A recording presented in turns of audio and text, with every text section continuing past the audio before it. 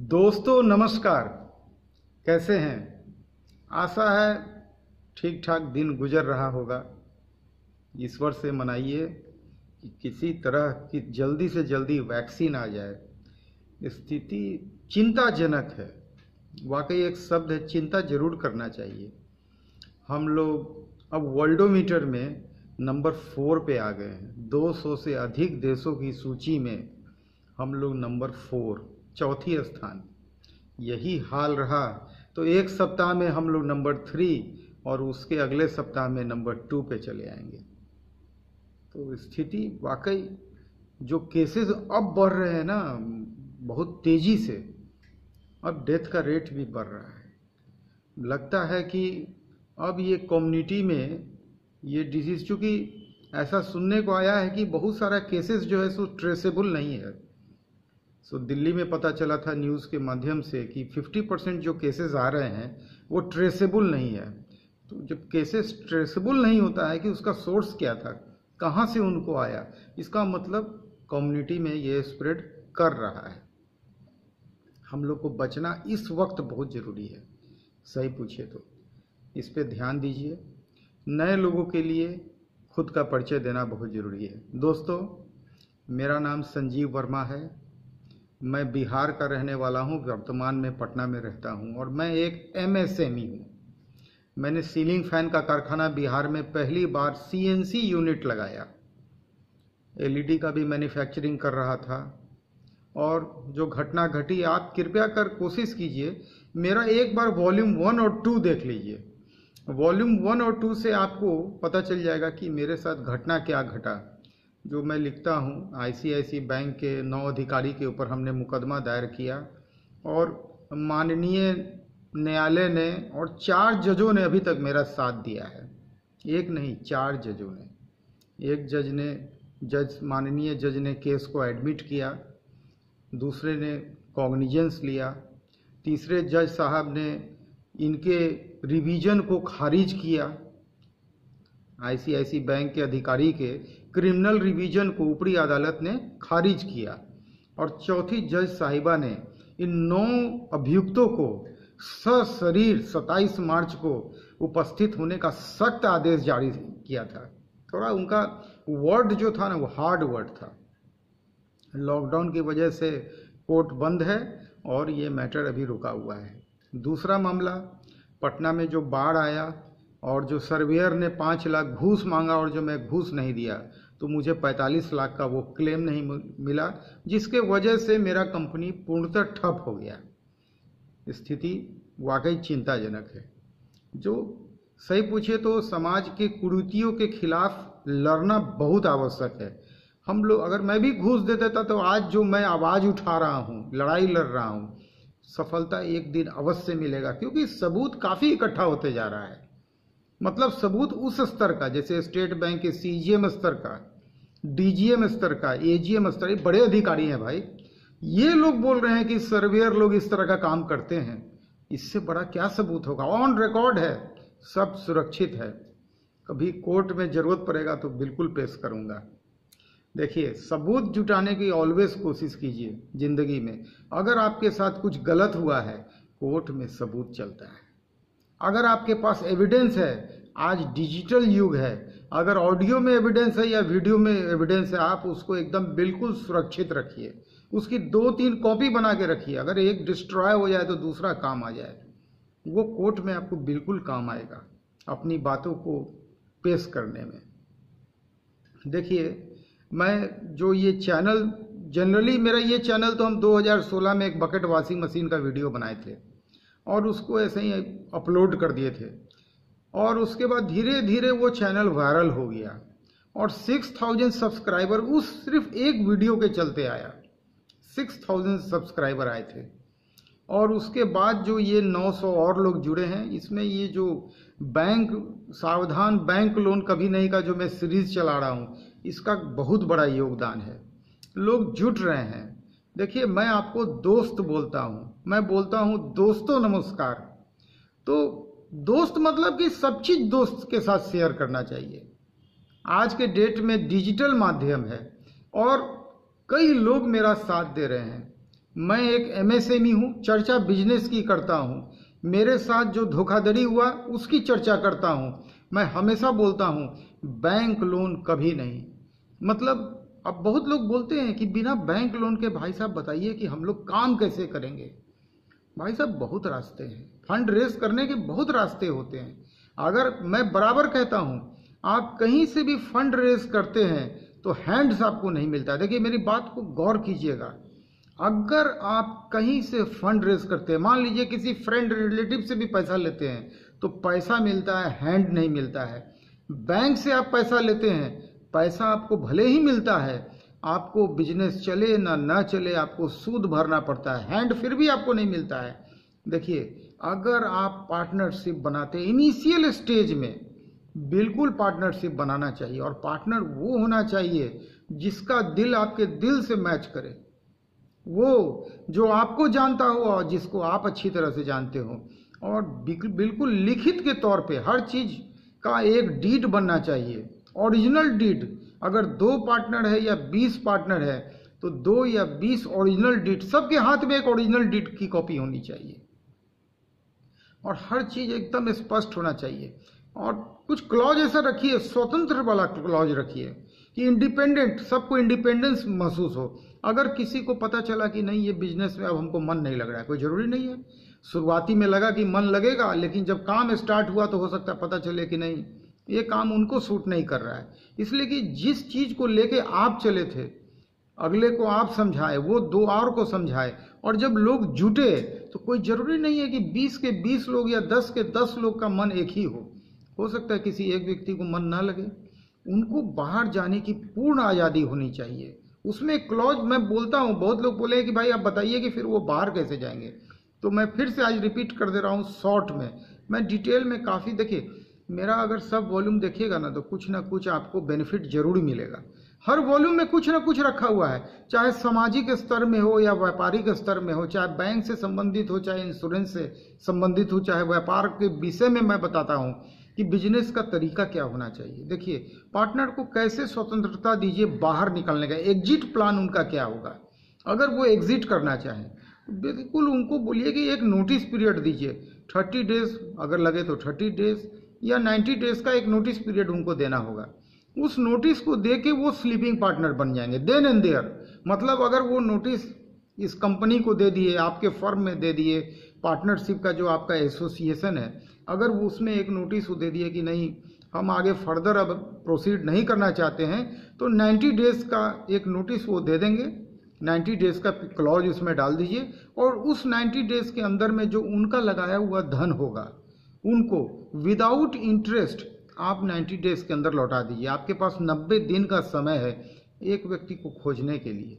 अगर नहीं मिलता है कोई बात नहीं, अगर आप 10 आदमी हैं और अगर वो 5 लाख लगाए हैं तो 10 आदमी मिलके उनके 5 लाख को इकट्ठा करके उनको विदाई दीजिए। भविष्य में पार्टनर खोजिएगा टीम में आप, इसलिए कि पार्टनर से हैंड बढ़ता है। मैं बार बार कह रहा हूँ कोई भी काम आदमी अकेले संभव नहीं है कर, बहुत परेशानी होती है। मैं अपने ज़िंदगी में कई बिजनेस को अकेले शुरू किया, अकेले उसको अंत तक ले गया, काफ़ी परेशानी झेला। मतलब रॉ मटेरियल लाने के लिए मुझे याद है वीडियो कैसेट के ज़माना में मुझे पैसे की उतनी सुविधा नहीं थी, फंड बहुत लिमिटेड था मेरे पास, तो बस मैंने हर सप्ताह शाम की ट्रेन में बैठ के दिल्ली जाता था, सुबह दिल्ली उतरता था, दिन भर मार्केटिंग करता था और शाम की ट्रेन में बैठ के वापस पटना आता था, और फिर लग जाता था वीडियो कैसेट बनाने में, फिर उसका डिस्ट्रीब्यूशन करके फिर उसका कलेक्शन करना, और फिर मैंने हर हफ्ता दिल्ली जाना और रॉ मटेरियल लाना। मतलब लिमिटेड पैसा था, मुश्किल से होगा 50-60 हज़ार रुपया, तो वीडियो कैसेट एक बहुत महंगा और डिमांड बहुत रहता था, और मैं अकेला डिमांड को फुलफिल करने में सक्षम नहीं था। अच्छा मेरी उम्र भी उस समय बहुत ज़्यादा नहीं थी, बहुत छोटी उम्र में मैं काम कर रहा था, मुश्किल से होगा तो वही 16-17 साल की आयु होगी। मकान बनाया था 16 साल की आयु में। ये जिस मकान में रहता हूँ ये 1987 में इसकी नींव पड़ी थी दिसंबर महीना में। उसकी ये बहुत इंटरेस्टिंग टॉपिक है, यहाँ पे इतना कहानी है, इतना छुपा हुआ है, इससे जरूर कुछ ना कुछ आपको सीखने को जरूर मिलेगा। देखिए मेरी जो स्टोरी है ना, 49 ईयर्स की एज में मैं 45 ईयर से बिजनेस कर रहा हूँ, तो इसमें काफ़ी कुछ एक्सपीरियंस छुपा हुआ है, आप देखिएगा। और मैं कुछ नहीं, एक मामूली आदमी हूँ, आम आदमी हूँ। मेरी जब बात कोई नहीं सुना तो मैं चुपचाप से यूट्यूब का, चूँकि एक चैनल मेरा बना हुआ था, मैं यूट्यूब में पिछले 1 महीना से कुछ अधिक, शायद आज मेरा ये 40वां वॉल्यूम है, तो लास्ट 39 डेज से मैं आपके सामने डेली आ रहा हूँ और 33 मिनट बोलता हूँ। काफ़ी लोग बोलते हैं कि भाई इसको थोड़ा शॉर्ट कीजिए। देखिए कहानी कुछ यूँ हो गया कि पहला वॉल्यूम के बाद जो दूसरा वॉल्यूम शूट हुआ था, तो हम तो बात करते चले गए, बात करते करते हमें समय की ये नहीं पता चला कि कितना टाइम बीत रहा है, और मेरा मोबाइल जो हीट होके 33 मिनट कुछ सेकंड में वो ऑटोमेटिक बंद हो गया। आप वॉल्यूम 2 देखिएगा, उसका जो मैंने कंक्लूड हुआ है ऑटोमेटिक बंद हो गया वो। उसके बाद सेकंड जब वॉल्यूम बना तो हम 33 मिनट का ख्याल रखे, और उसके बाद से ये जो 33 मिनट का कथा है, ये 33 मिनट चला आ रहा है। मतलब अब ये चला आ रहा है तो चला आ रहा है। देखिए कुछ चीज़ें कॉमन है, मेरा जो वीडियो होता है वो 33 मिनट प्लस का होता है, नंबर 1। इस 33 मिनट में 3 मिनट काम का बात होता है। अगर मैं 3 मिनट का वीडियो बनाऊँ ना, तो हो सकता है 30 सेकंड ही काम का बात निकले, इसलिए कि कोई ज़रूरी नहीं है कि एकदम काम की बातें आपके सामने रख दूं। मतलब ये तो वो हो गया कि आदमी को खाना में सीधे खाली घी पिला दीजिए, आदमी का तबीयत खराब हो जाएगा। चावल में 2 चम्मच घी दीजिएगा, आदमी देखिए जो भी बात है उसको थोड़ा सा एक्सप्लेन करके बोलने से ठीक से समझ में आता है। कई लोगों को मेरी बातें पसंद आ रही हैं, धीरे धीरे हम देख रहे हैं कि लोग मेरे साथ बढ़ रहे हैं और बढ़ेंगे, क्योंकि मैं हमेशा एक चीज़ बात करता हूँ, बिजनेस फर्स्ट। इंसान को कभी भी पढ़ लिख के जॉब की तरफ नहीं जाना चाहिए। मैं आपको हमेशा इंस्पायर करता हूं कि आप बिल्कुल बिजनेस के लिए, आप बिजनेस बहुत छोटे स्तर से स्टार्ट कीजिए। पहले मैं बोलता हूं कि अगर आपने बिजनेस कभी नहीं किया है, एलईडी बल्ब का जो लो कॉस्ट वाला जो होता है ना, विदाउट गारंटी वाला बल्ब है, जो 12-13 रुपया में लगभग बन जाता है, उस बल्ब से बिजनेस को स्टार्ट कीजिए। छोटी सी क्वांटिटी में, 1000 की क्वांटिटी में 15-16 हज़ार या 20,000 रुपये के इन्वेस्टमेंट से काम को स्टार्ट कीजिए। देखिए सबसे पहले बिजनेस को प्रैक्टिकल वे में सीखना बड़ा जरूरी है। थ्योरी में तो सब किताब में दर्ज है, चलता नहीं है। प्रैक्टिकल नॉलेज जो होता है ना, प्रैक्टिकल एक्सपीरियंस, वही लास्ट में काम आता है। सबसे पहले हम लोग को बिजनेस सीखना है। What is business? किताब में क्रय विक्रय को व्यापार कहते हैं, कॉमर्स में यही लिखा है कि क्रय माने खरीद, विक्रय माने बेचना, माने खरीद और बिक्री को बिजनेस कहते हैं। दरअसल एक लाइन में डिफाइन करना तो बड़ा आसान है, लेकिन जरा खरीद और बिक्री करके तो देखिए, वक्त वो चीज़ समझ में आएगा। देखिए माल बनाना आसान है, थोड़ा सा ट्रेनिंग ले लिए और माल बनने लगा, रॉ मटेरियल लाए, फिनिश प्रोडक्ट बना दिए, बहुत ईजी है। सबसे मेन काम है मार्केटिंग, और मेरा जो भी एक्सपीरियंस रहा है मार्केटिंग से शुरुआत हुई है। मतलब मार्केटिंग यानी आपको कला आना चाहिए लोगों से कनेक्ट होने का, और जिस दिन ये आर्ट आपके अंदर डेवलप कर गया, आपको सफल होने से कोई नहीं रोक सकता है। इसलिए कि माल सब बना लेते हैं, बेचने सबसे बड़ा चीज़ है। बेचने के लिए लोग सेल्समैन को ठीक करते हैं, वो उनका सैलरी स्टार्ट होता है। पहले खुद ये काम कीजिए, हर वो काम को पहले कोशिश कीजिए खुद सीखने का। जब आप खुद उसमें महारत हासिल कर लेंगे तो आप किसी न किसी को जरूर ट्रेंड कर देंगे। और हमेशा कोशिश कीजिए, अगर आप न्यू एंटरप्रेन्योर हैं तो रॉ हैंड को लेके उसको सिखाने का कोशिश कीजिए। इससे 2 फायदा होगा, एक तो लोग समाज में बेरोजगारी दूर होगा, और दूसरा आपको सस्ते में एम्प्लॉय मिल जाएगा। ये बहुत बड़ा बात है, क्योंकि एक तो आप खुद बिजनेस स्टार्ट करने जा रहे हैं और महंगे एम्प्लॉय को रख लीजिए, स्टाफ को रख लीजिए, तो उनका सैलरी तो भाई नेक्स्ट मंथ में आपको देना पड़ेगा। आप कहाँ से दीजिएगा? अभी तो आपको अपने बिजनेस को एस्टेब्लिश करना है, हो सकता है 3 से 6 महीने का वक्त लग जाए, क्योंकि अभी आपको सेल्स सीखना है, प्रोडक्शन सीखना है। प्रोडक्शन आप बहुत जल्दी सीख जाइएगा, उसमें कोई बहुत बड़ा हाथी घोड़ा नहीं उसके अंदर होता है। कोई भी मशीन खरीदिए, मशीनरी वाला सिखा देगा ये मशीन कैसे चलाना है, वो खुद बता देगा रॉ मटेरियल आपको कहाँ से मिलेगा। हर मशीन वाले को मालूम होता है कि रॉ मटेरियल के सप्लायर कौन है। जब तक उसको ये नहीं मालूम होगा वो मशीन उसका बिकने से रहा, तो उसको इसका नॉलेज रखना पड़ता है कि मशीन कैसे चलाना है, रॉ मटेरियल कहाँ से मिलेगा, ये 2 चीज़ तो वो आपको बता देगा। अब जो तीसरा चीज़ है वो सबसे बड़ा चीज़ है कि माल बनाने के बाद उसको बेचना कैसे है। यहीं पे सारा कहानी, असल ट्रेनिंग यहीं स्टार्ट होता है। 10 काउंटर विजिट कीजिएगा, हो सकता है 10 में से 9 काउंटर आपका बात नहीं सुने। हतोत्साहित मत होइएगा, आप बिल्कुल असफल नहीं है। एक आदमी आपका साथ जरूर देगा आउट ऑफ 10। चैलेंज है मेरा, आप 10 आदमी तक अपने प्रोडक्ट को लेके जाइए फर्स्ट हैंड में और उनको बताइए। उनके समय से कोशिश कीजिएगा बताने का, अपने टाइम से कोशिश मत कीजिएगा। ग्राहक है, मान लीजिए आप काउंटर विजिट करते हैं, अब काउंटर पे 2-3 कस्टमर से वो डील कर रहा है दुकानदार। अब आप अपना टाइम देखने लगिएगा, नहीं मत देखिए। आप सिर्फ एक लाइन में अपना इंट्रोडक्शन दे के साइड पकड़ लीजिए, खड़े रहिए कोने में। शुरुआत देखिए ऐसे ही होती है, पैर रखने का जगह जब तक नहीं मिलेगा ना तब तक आदमी बैठ नहीं सकता है। पहले पैर रखने का जगह बनाइए। उस दुकानदार को उतना टाइम दीजिए कि वो पहले अपने कस्टमर को डील कर ले। हो सकता है कि मैं, ऐसा भी एक्सपीरियंस हुआ है मेरे साथ, अक्सर होता है, कभी कभी 2-2 घंटा वेट करना पड़ता है। 2-2 घंटा वेट करने के बाद हमको टाइम मिला है, शॉपकीपर टाइम दिया है 2 मिनट बात करने का। और एक चीज़ और मैं बता देता हूँ, किसी भी दुकानदार के सामने अगर आप वेट करने चालू कीजिएगा ना, वो बिल्कुल चाहेगा कि आपसे वो कुछ ना कुछ काम करे। वो कभी नहीं चाहेगा कि आपको खाली हाथ लौटा दे। सर, सुबह के 8 बजते हैं और 7 बजे उठता हूँ और उसके बाद मैं आपसे बातचीत करता हूँ। जनरली जो लास्ट डे का जो भी एक्सपीरियंस होता है वो मैं खुल के आपके साथ शेयर करता हूँ। तो मैं बात कर रहा था कि अगर किसी दुकानदार के सामने अगर आपको वेट करना पड़ रहा है तो बिल्कुल वेट कीजिए, वो दुकानदार आपका बन जाएगा। एक कस्टमर कन्फर्म है आपका, और जितना ज़्यादा वेट कीजिएगा उतना मजबूती से कस्टमर बनेगा। मतलब अगर कोशिश कीजिए कि दुकान में 10 कस्टमर का भीड़ है, आप उसमें प्रयास कीजिए, आप भीड़ देख के साइड मत हो जाइए कि इस दुकान में हम नहीं जाएं। आप उसी दुकान को स्ट्राइक कीजिए, और अगर दुकानदार बोल दे आपको, पहले इंट्रोडक्शन फर्स्ट लाइन दे दीजिए कि मैं ऐसे ऐसे मैन्युफैक्चरिंग, बोलेगा कि सर 2 मिनट रुकिए, बस एकदम रुक जाइए। वो 2 मिनट 2 घंटा में क्यों ना कन्वर्ट हो जाए, वो कस्टमर आपका हो जाएगा, निश्चित हो जाएगा। अगर आपके प्रोडक्ट में दम है, क्वालिटी में दम है, रेट अगर परफेक्ट है, उसको तो भी सामान चाहिए ना बिजनेस करने के लिए, वो क्यों नहीं लेगा। देखिए, यहाँ से सेल्स आप सीखना चालू कीजिएगा। सेल्स बहुत इंपॉर्टेंट है। आइए शॉर्ट में थोड़ा सा पर्सनल हो जाते हैं, क्योंकि मैं आपको फ्रेंड बोलता हूँ ना, मित्र बोलता हूँ, दोस्त बोलता हूँ। आपको मेरी पर्सनल बातों से भी आपको परिचित होना चाहिए कि मेरे साथ क्या घट रहा है।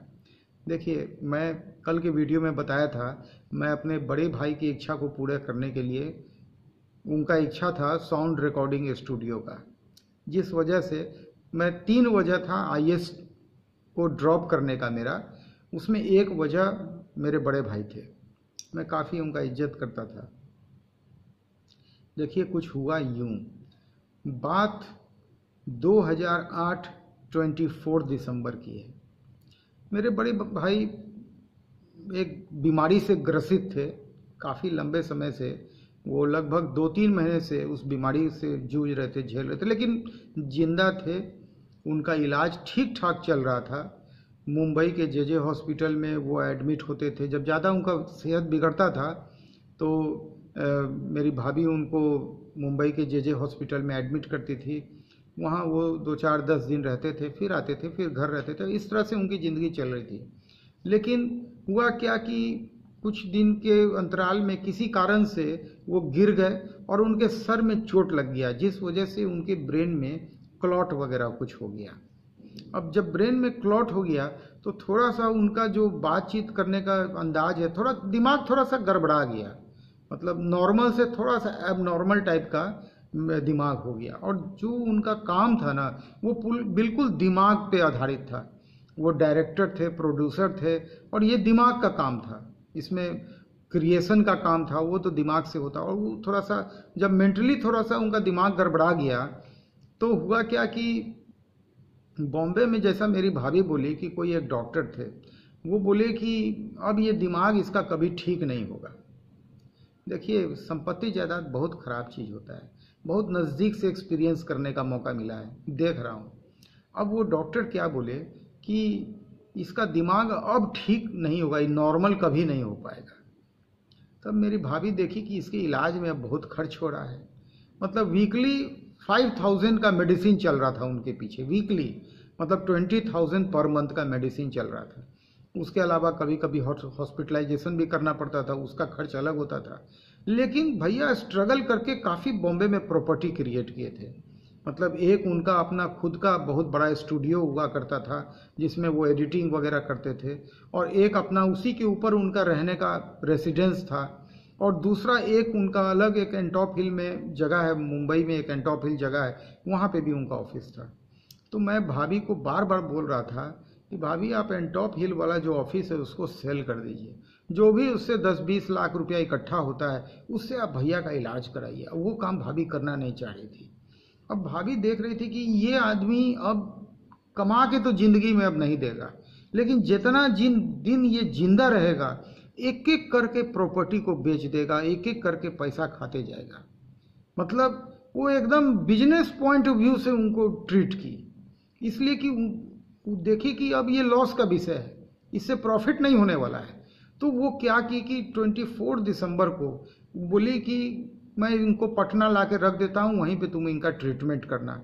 देखिए पटना मुंबई से तो बहुत छोटा है, मेडिकल के तौर पे भी बहुत छोटा, और जिस बीमारी का इलाज उनका बॉम्बे में चल रहा था उसका पटना में कोई सुविधा नहीं था। यहाँ पे कुल मिला के अब दिल्ली और मुंबई में जो फैसिलिटी है, जाहिर सी बात है वो बिहार में या पटना में आपको नहीं मिलेगा। धीरे धीरे अब डेवलपमेंट हो रहा है, लेकिन उस वक्त ये बात 2008 के दिसंबर की है, उस वक्त नहीं था। मैं उनको काफ़ी मना किया कि भाभी देखिए अभी कोल्ड वेव चल रहा है, आप मत लाइए, यहाँ के वेदर बहुत ख़राब है। मुंबई का वेदर जो है सो लगभग बीच का वेदर है, ना बहुत आपको गर्मी लगेगा ना बहुत ठंडा लगेगा। और मुंबई में उनका इलाज में जे हॉस्पिटल में चल रहा था। मैं बोल रहा था कि भाभी आप नहीं लाइए, लेकिन वो ज़बरदस्ती एकदम अपने बेटा के साथ यानी मेरे भतीजा के साथ, मेरा भतीजा का उस समय उम्र 27-28 साल था, वो भी अपने माँ को रोका नहीं और उनको ले आई ट्रेन से। अब ले आई ट्रेन से तो मेरी माँ तो व्हील चेयर पे थी। हम बोले कि एक काम करते मम्मी आप व्हील चेयर हमको दे दीजिए, इसलिए कि भैया को कैसे प्लेटफॉर्म से इतना दूर से लेके आएंगे, तो व्हील चेयर पे रख के लाएंगे, इसलिए कि उनकी तबीयत ठीक नहीं थी। अच्छा कोई वो वेंटिलेटर पे नहीं थे, ना ऑक्सीजन पे थे, वो ठीक ठाक थे, सिर्फ थोड़ा दिमाग गड़बड़ाया था। हो सकता है कि इलाज होते होते वो भी ठीक हो जाता। भाई मेडिसिन में बहुत ताकत है, हो सकता है कोई ऑपरेशन करके उस क्लॉटिंग को निकाला जाता तो वो ठीक हो जाते। पॉसिबिलिटी बहुत तरह की हो सकती थी, लेकिन ये देखी कि अब ये जो डॉक्टर समझा दिया, इस समझ गई कि अब इसको फायदा नहीं है इसका ट्रीटमेंट करके। ये आदमी अब जितना संपत्ति इकट्ठा किया है धीरे धीरे करके ये अपने इलाज में बिचवा देगा। देखिए संपत्ति पैसा कितना बुरा चीज़ है। अब क्या हुआ कि वो 24 दिसंबर को ले आई ट्रेन से, सुबह सुबह 5 बजे ट्रेन आया, मैं व्हील चेयर लेके गया, व्हील चेयर पे उनको किसी तरह लेके आया, ठीक ठाक 3-4 दिन बीत गया। अब देखिए उनका भाभी का मकसद क्या था कि बस भैया को यहाँ छोड़ना और छोड़ के वापस जाना। वो सिर्फ इनको ड्रॉप करने आई थी, इसलिए कि वो लायबिलिटी से मुक्त होना चाहती थी। उनके वो जो ट्रीटमेंट का लायबिलिटी था जो था, लेकिन ऊपर वाले को कुछ और मंजूर था। जब वो जाने का प्लानिंग करने लगी उसी बीच भैया का दिमाग पूरी तरह से खराब नहीं हुआ था, थोड़ा सा 10% लगभग गड़बड़ा गया था। इतना तो हम लोग भी नोटिस किए कि थोड़ा सा एक्शन होता था, तो थोड़ा सा 10% हम लोग नोटिस किए कि उनका दिमाग ठीक काम नहीं कर रहा है। हमको लगता था कि वो बिल्कुल ठीक हो जाता। अब वो अपना जाने की तैयारी यहाँ लगभग 28 दिसंबर को कर दी। अब भैया को ये चीज़ देखे और उनका तबीयत बिगड़ गया। अब जैसे उनका तबीयत बिगड़ा, मतलब बॉडी से उनका कंट्रोल थोड़ा सा गड़बड़ा गया। तो हम यहाँ पे कुर्जी होली फैमिली यहाँ का जो बेस्ट हॉस्पिटल लगा, तो वहाँ पे देन एंड देयर हम जाके एडमिट किए उनको। इस बीमारी का वहाँ कोई ट्रीटमेंट नहीं था, जो डिजीज़ से वो लड़ रहे थे उसका ट्रीटमेंट बॉम्बे में फर्स्ट क्लास चल रहा था। और उस डिजीज़ से 50 साल से कई व्यक्ति जिंदा हैं, कई व्यक्ति अच्छा ज़िंदगी निभा रहे हैं, लेकिन पेशेंस का ज़रूरत था।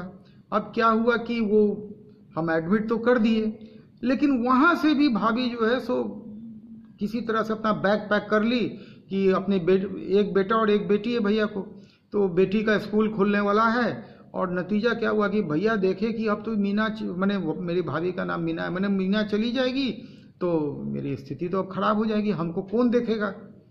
बस उनको वहाँ पे हार्ट अटैक हो गया और उनका सांस उल्टा चलने लगा, और उल्टा सांस चला और 2 जनवरी को उनका डेथ हो गया। देखिए, अच्छा खासा आदमी एक दुनिया से चला गया। मतलब इतना ख्याति प्राप्त इंसान, जिसको इतना वर्ल्ड में ख्याति मिला, बहुत उनके बारे में कभी चर्चा करूँगा, वो इंसान बेमौत मारा गया। पैसा बहुत बड़ी चीज़ है। अब घटना कल की है। भाभी क्या की, उसके बाद से एक एक करके उनके प्रॉपर्टी को बेचना चालू की, है ना। एक फ्लैट भैया माँ के नाम खरीदे हुए थे, मैंने उनको वाइफ पे कभी ट्रस्ट लाइफ में कभी नहीं था। कोई भी प्रॉपर्टी वो भाभी के नाम से कभी नहीं खरीदे, अपने नाम से खरीदे या माँ के नाम से खरीदे, लेकिन अपने वाइफ के नाम से कोई प्रॉपर्टी नहीं खरीदे। अब देखिए क्या हुआ कि भाभी एक एक करके प्रॉपर्टी सेल कर दी। माँ से भी धोखे से लिखवा ली कि नगर निगम का मेंटेनेंस का काम है, ये वो करके इंग्लिश में डॉक्यूमेंट वगैरह। असल में बाद में पता चला कि वो प्रॉपर्टी भी अपने नाम से कर ली। वो मेरे एब्सेंस में ये काम वो कर ली। अगर मैं रहता तो पढ़ता भाई क्या कागज़ है, क्या दस्तखत हो रहा है, किसी वकील से पढ़वाता उसको। तो ये बहुत बड़ा गलत काम हुआ। अब नतीजा देखिए क्या हुआ। उसके बाद वो दिल्ली में 3-3 फ्लैट कर दिए। अब एक फ्लैट में वो अपना रहती है, 2 फ्लैट में रेंट लगाई हुई है, अपना अच्छा खासा ज़िंदगी अब बिता रही है। अब कल जो भैया की बेटी है, रोते रोते मेरी माँ को फ़ोन की। अब बोली कि माँ बोल रही है कि तुमको डिसोन कर देंगे, तुमको पुलिस में हम कंप्लेन तुम्हारा कर देंगे, तुमको पैसा देना बंद कर देंगे। देखिए, वो उसको कमज़ोर कर रही है। सही पूछिए तो वो तो अपने बाप की बेटी है। जो भी प्रॉपर्टी है उसमें उसका सीधा हक है, और उसको उसी के प्रॉपर्टी से उसको बेदखल करने की बात कर रही है। ये गलत चीज़ है। आखिर आदमी पैसा लेके जाएगा कहाँ दुनिया में? ये बहुत गलत चीज़ है। इसीलिए मैं बोलता हूँ, लाइफ में प्रॉपर्टी वगैरह जो है ना, ये माने कभी कभी इंसान का जान ले लेता है। भैया का जान जो गया ना, इसके पीछे प्रॉपर्टी बहुत बड़ा कारण था। खैर, अब ये कहानी एक नया स्टार्ट हुआ है। देखिए, कुल मिला के देखिए, सबसे बड़ी बात है कि जो सीलिंग फैन का मेरा बिजनेस जो मैं कर रहा था, इस बिजनेस के बारे में आपको ये बताना चाहूँगा कि इस बिजनेस को ज़रूर आप अपने क्षेत्र में, अगर आप मतलब बिजनेस में आना चाहते हैं, तो सीलिंग फैन के बिजनेस को इस्टेब्लिश करने का ज़रूर कोशिश कीजिएगा। ये बहुत बड़ा काम है अपने आप में। बहुत लोग बोलते हैं कि सर हमको ग्राइंडर की आवश्यकता है, तो मैं उन लोगों को बोलना चाहता हूं, जो भी लोग फैन इंडस्ट्री में अगर आने की सोच रहे हैं, ये जो मेरा वॉल्यूम है ना, सावधान बैंक लोन कभी नहीं, इसका वॉल्यूम 9 से आप देखना चालू कीजिएगा। मतलब वॉल्यूम 9 से अगर 2, 4, 5 वॉल्यूम आप देख जाइएगा, उसमें मैं चर्चा बिल्कुल बिजनेस की करते आया हूँ। मतलब वॉल्यूम 1 to 8 जो है वो बैंक और इंश्योरेंस पे बेस्ड है बेसिकली, और वॉल्यूम 9 जो है, वॉल्यूम 9, 10, 11, 12 से जो मैं चर्चा स्टार्ट किया हूँ, वो बिजनेस पे आधारित है। तो कहाँ से सीलिंग फैन का मशीन मिलेगा, सीलिंग फैन का रॉ मटेरियल कहाँ मिलेगा, एक एक चीज़ के बारे में मैं डिटेल में इसकी चर्चा किया हूँ। इसीलिए बहुत लोग बोलते हैं, ये इंक्वायरी जनरली डेली हमको मिलता है। मैं बराबर उन सभी लोगों को कहता हूं कि आप वॉल्यूम 9 से एक बार देखने की कोशिश कीजिए। वहां से आपको काफ़ी नॉलेज मिलेगा कि वाइंडिंग मशीन का कौन सप्लायर है, बेस्ट सप्लायर। मैं सारा नाम बताया हूं, डिटेल जगह बताया हूं, और मैं आपको बता रहा हूं ये सीलिंग फैन इतना प्रॉफिटेबल बिजनेस है।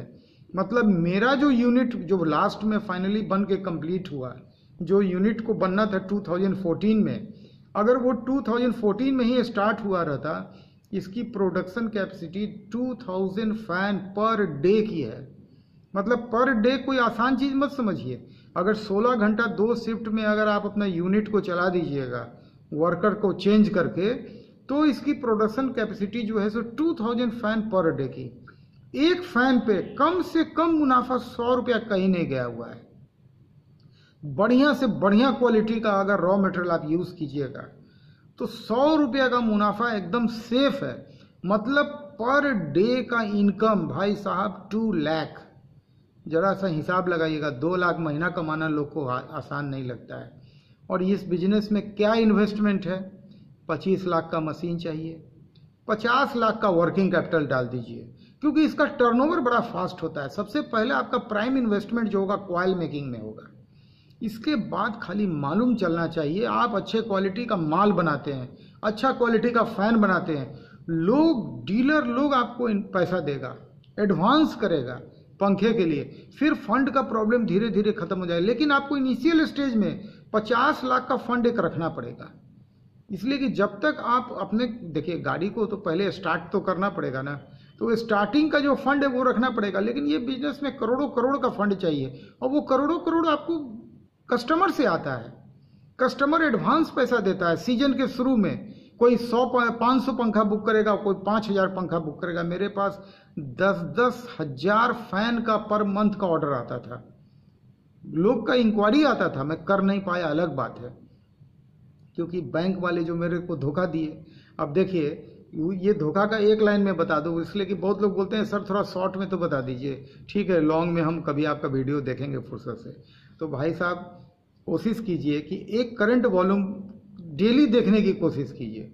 अगर आपको बिजनेस में आना है तो मैं हमेशा कहता हूँ जॉब की तरफ कभी मत सोचिएगा। जॉब से आपको खुद को आप इम्प्लाई कीजिएगा, लेकिन औरों को एम्प्लॉयमेंट आप नहीं दे सकते हैं जॉब में। काम ऐसा कीजिए कि खुद को भी एम्प्लॉय कीजिए, और दो से चार और 4 से 200 लोग भी हो सकते हैं, हजारों हो सकते हैं। आज मेरा काम अगर सही समय पे स्टार्ट हुआ रहता तो आज मेरे साथ 1000 लोग वर्क करते रहते। 1000 अपने 1000 अगर वर्क करते रहते तो 5-10 हजार लोगों का रोजी रोटी चलता रहता है। कितनी बड़ी बात है, बिहार के लिए बहुत बड़ी उपलब्धि होती है। कम से कम 75 करोड़ का अभी तक लॉस हुआ है मिनिमम। ये मेरा खुद का नुकसान पिछले 6 सालों में कम से कम, और गवर्नमेंट का रेवेन्यू जो लॉस हुआ होगा वो 100 करोड़ से अबव, क्योंकि मेरे प्रॉफिट से ज़्यादा टैक्स तो गवर्नमेंट का रेवेन्यू का था ना, वो 18% था। एक जमाना में 28% था जब जीएसटी लागू हुआ था, उसके बाद 18% आया, तो मेरा लॉस 75 करोड़। तो हम तो फाइनेंशियल डैमेज का, अब हम कोर्ट खुलेगा तो फाइनेंशियल डैमेज का भी क्लेम फाइल करेंगे कोर्ट में, कंज्यूमर कोर्ट में भी करेंगे। और गवर्नमेंट को भी चाहिए आईसीआईसी बैंक पे जो ये डैमेज हुआ है इसका क्लेम लॉन्च करना और वहाँ से रिकवर करना। ये लोग कस्टमर के साथ करते क्या हैं, इसका डिस्क्रिप्शन में मैं 15-16 लिंक दिया हूँ। आप जाके जरा सा 2-4 लिंक को देखिएगा, 2-4 वीडियो को देखिएगा, आपको समझ में आ जाएगा ये बैंक क्या है। फ्रॉड में इंडिया में गूगल आप कीजिए, मेरे बातों पे मत जाइए, आप गूगल कीजिए और गूगल से पूछिए कि फ्रॉड में कौन बैंक है इंडिया में। टॉप में आईसीआईसी बैंक का नाम गूगल देगा, नंबर 2 में एसबीआई का नाम देगा, नंबर 3 में सो ऑन, लेकिन टॉप में आईसीआईसी बैंक। इसका एक ही हम लोग फ्रॉड जानते हैं सब कोई, वो जो एमडी वाला केस था, उसके बाद का कोई जनरल पब्लिक में ये चर्चा नहीं है। खैर बातों बातों में मेरा वक्त पूरा हो गया सर। कोशिश कीजिए कि सब्सक्राइब अगर नहीं किए ज़रूर कीजिए, और ये जो मेरा 6900 व्यूज़ है, ये सब्सक्राइबर है, इसको आगे बढ़ाने का कोशिश कीजिए। वीडियो अंत तक देखने के लिए आपका बहुत बहुत धन्यवाद। नमस्कार।